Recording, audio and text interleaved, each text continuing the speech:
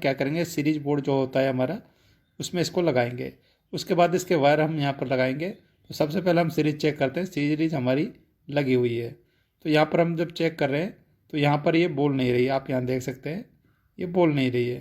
तो इसका मतलब इसमें कोई वायर ब्रेक है, मतलब आपस में कंटिन्यूटी इसकी नहीं बोल रही है। तो इसके लिए हम क्या करेंगे, इसको खोलेंगे और खोलने के बाद फिर हम चेक करेंगे कहाँ से क्या प्रॉब्लम हुई है। कई बार ऐसा होता है जो एल्यूमिनियम वाइंडिंग है उसमें वायर जो जॉइंट पे होते हैं वो गल जाते हैं, और जब हम उसको दोबारा लगाएंगे तो ये मोटर चल जाएगी। तो हमें ऐसा ही लग रहा है इसके अंदर।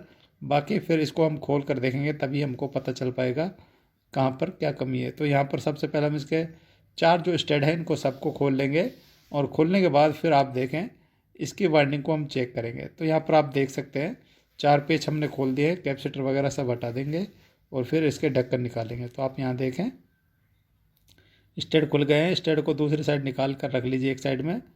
और ये हम यहाँ पर निकाल रहे हैं तो ये निकल नहीं रहा है क्योंकि इसकी वाइंडिंग इसी तरीके से होती है, रोटर बिल्कुल फिक्स होता है अंदर।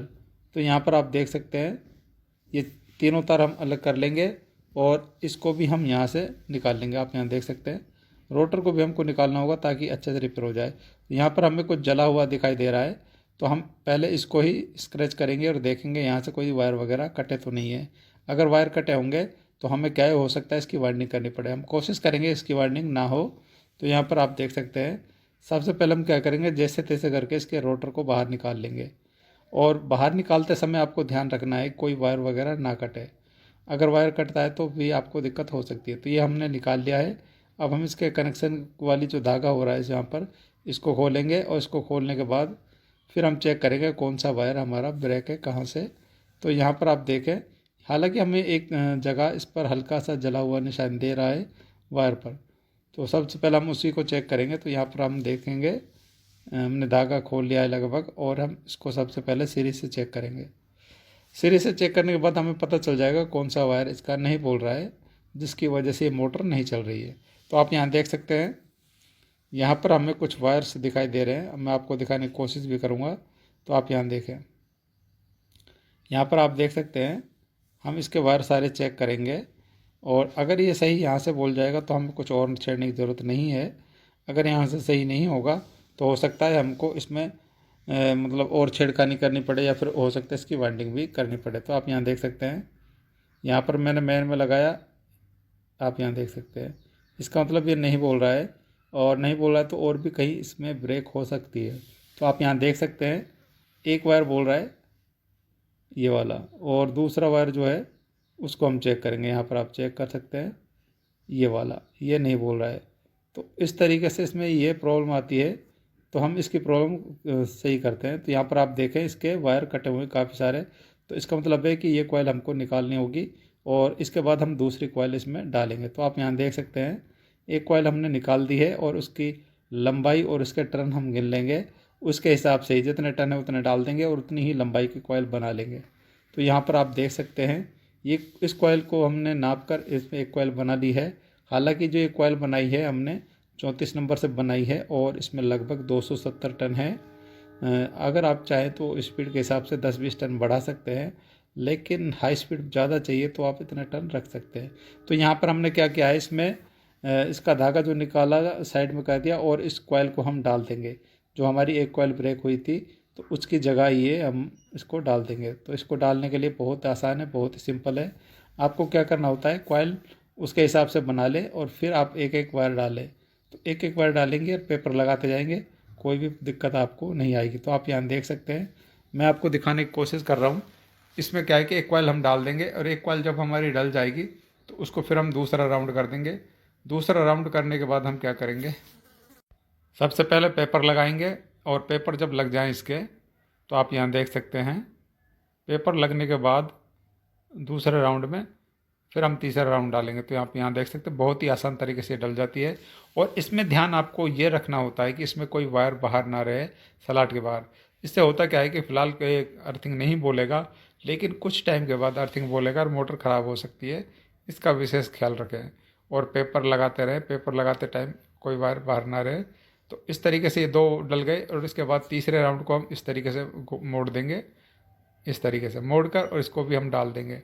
जब ये भी डल जाएगा तो हमारी वाइंडिंग कंप्लीट हो चुकी है। हालांकि हमने इसमें एक कॉइल डाली है, अगर आप 4 कॉइल डालना चाहते हैं तो 4 भी डाल सकते हैं, इसी तरीके से जैसे मैंने आपको बताया है। और ये स्टार्टिंग का था, तो स्टार्टिंग में क्या है कि हम कम ज़्यादा तार भी रख सकते हैं, लेकिन रनिंग में हम ऐसा करेंगे, यानी कि नीचे जो लोड वाली तार होती है उसमें ये नहीं चलता है। तो यहाँ पर आप देखें तीनों राउंड हमने डाल दिए हैं, और ये इसको डालने के बाद हम इसकी शेप बनाएंगे। आप यहाँ देख सकते हैं लास्ट पॉइंट और रहा है हमारा दूसरी साइड का, तो उसमें भी हम इस स्लॉट के अंदर इसको डाल देंगे। ये लगभग डल गई है, और इसको हम क्या करेंगे, इस पर फिर हम दोबारा से धागा करेंगे, और इसके कनेक्शन भी मैं आपको बताऊंगा। तो आप यहाँ देख सकते हैं ये हमने डाल दी और इसमें पेपर लगा दिया। पेपर लगने के बाद अब मोटर हमारी कंप्लीट हो चुकी है। तो अब हम क्या करेंगे, इसको फिट करके आपको बताएंगे, और इसको चला कर भी चेक करेंगे। तो यहाँ पर आपको यही चीज़ ध्यान रखने वाली है कि कोई वायर वगैरह बाहर ना हो। तो आप यहाँ देख सकते हैं हमने इसको वाइंडिंग कर दिया है, और वाइंडिंग होने के बाद कोई भी दिक्कत आपको इसमें नहीं आने वाली है।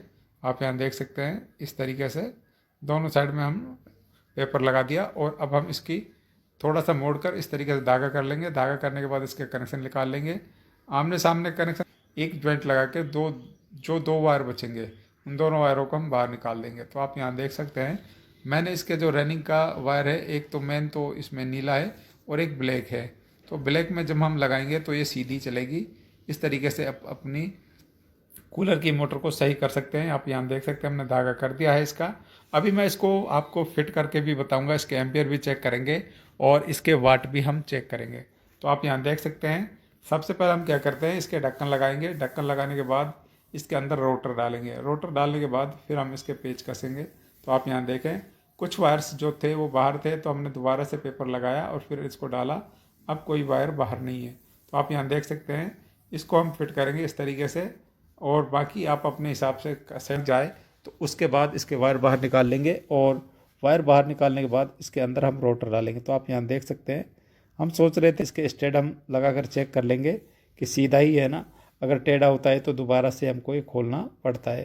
तो आप यहाँ देख सकते हैं हमने स्टेड इसमें डाल के देखा, बाकी ये सीधा है। अब इसके बाद हम क्या करेंगे, इसमें ऑयल वगैरह डालकर इसके रोटर को डालेंगे और फिर आगे वाले ढक्कन को डालेंगे। तो आप यहाँ देख सकते हैं ये हमने इसमें लगा दिया है, और लगाने के बाद अब क्या दिक्कत हमें आएगी वो भी मैं आपको बता दूं।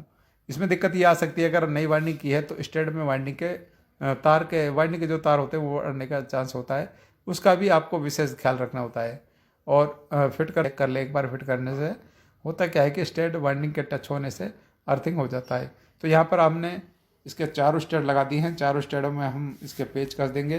पेच कसने के बाद इसकी जो कंडेंसर की क्लिप है वो लगाएंगे, और पीछे जो ढक्कन इसमें लगता है वो लगाएंगे। तो आप यहाँ देख सकते हैं सबसे पहले मैं आपको इसको चेक ही करा देता हूँ। तो चेक करने के लिए आप यहाँ देखें सीरीज बोर्ड हमारा लगा हुआ है, और हम मेन इसकी है जो नीली है और बाकी एक लाल है। तो आप यहाँ देख सकते हैं मोटर लगभग चल रही है। चलने के बाद हम क्या करेंगे, इसका कनेक्शन चेक कर लेंगे, और फिर हम इसमें इसके पीछे के जो ढक्कन वगैरह है वो लगा देंगे। तो यहाँ पर मैंने साफ पे कुछ टेप लगाई है ताकि आपको दिख सके फर्स्ट क्लास ये चल रही है, और दूसरे वायर में भी ये चल रही है। तो इस तरीके से आप अपनी जो मोटर